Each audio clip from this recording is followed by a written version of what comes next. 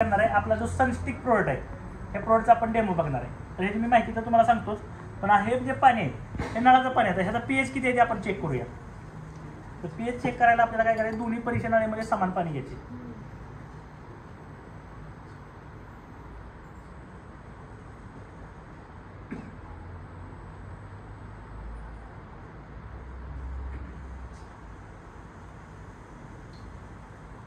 बरोबर.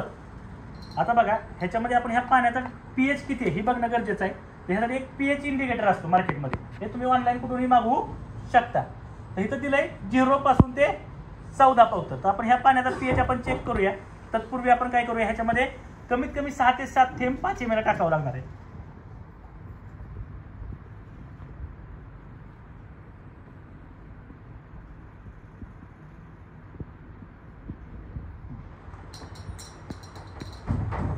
दोन्ही पण एकसारखे बरोबर. आता ह्याचा आपण पीएच चेक करूया. जवळजवळ किती दाखवते सर? 9 दाखवते. किती दाखवते दिसतंय तुम्हाला?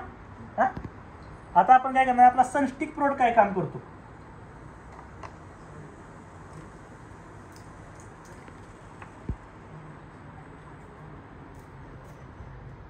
सनस्टिक आपल्याला जास्त लागणार नाही.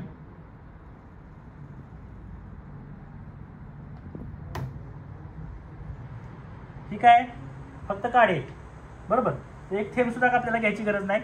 ही काडी फक्त त्याच्यामध्ये बुडवायचे आणि ही काडी आपण एकामध्ये टाकणार आहे. काय आलं? हा, आता आपण पीएच चेक करूया किती झाला.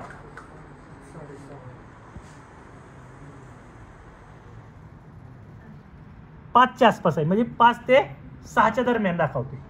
आपल्याला 7 पाहिजे, जास्त पण काय वापरायची गरज नाही. पण आपला जो जास्त TDS आहे तो पण कमी, म्हणजे एवढं काडीच्या पण ह्याच्यापेक्षा जर थोडं घेतलंय तर एवढा खतरनाक लेवलचा रिझल्ट आहे बरोबर. मग आज ह्याचा फायदा काय सांगतो तुम्हाला. आज आपला हा सनस्टिक जो प्रोडक्ट आहे हा जवळजवळ 6 ते 7 प्रकारे काम करतो. किती प्रकारे? जेवढे पण आज स्टिकर म्हणून मार्केटमध्ये येतात तर हे स्टिकर म्हणून काम करते. स्टिकर काय करतो, तर पाऊस पडला किंवा पानावरती व्यवस्थित औषध लागावं, चिकटावं म्हणून हे काम करते बघा. पेनिट्रेटर म्हणून पण काम करतं. बरेचसेच फायदे आहेत त्याचे. तर आता हे काय करते, पानावरती फवारल्यामुळे आपल्याला औषध पण कमी लागते. म्हणजे जर का समजा हे पान आहे तर ह्या पानावरती 1, 2, 3 थेंब पडलं काय तर ते फिसकटत नाही. तर हे काय करतं, ते पसरवायचं काम करतं. म्हणजे तुमचं औषध 50% कमी होऊ शकतं. मग हे तुम्ही तणनाशक मारताय, तणनाशकामध्ये पण हे लिटरला फक्त अर्धा ml घ्यायचे. किती ml? फक्त अर्धा ml. कुठलीही फवारणी करत असताना हे अर्धा ml घ्या. मग त्या पानावरती पडल्यानंतर हे पानामध्ये मुरवून, पानाची कीड बऱ्यापैकी कुठं असती, खालच्या साईडला असती, तर ती खालची कीड मारण्यासाठी सुद्धा आपल्याला ह्याचा काय होतो, उपयोग होतो.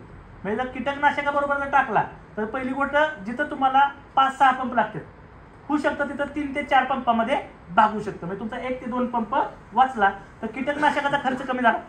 शेण तसंच तणनाशकासाठी पण तुम्ही करू शकता बघा. दुसरी गोष्ट, जर हे तुम्ही मातीतून सोडलं तर मातीचा पोत सुधारवला जातो.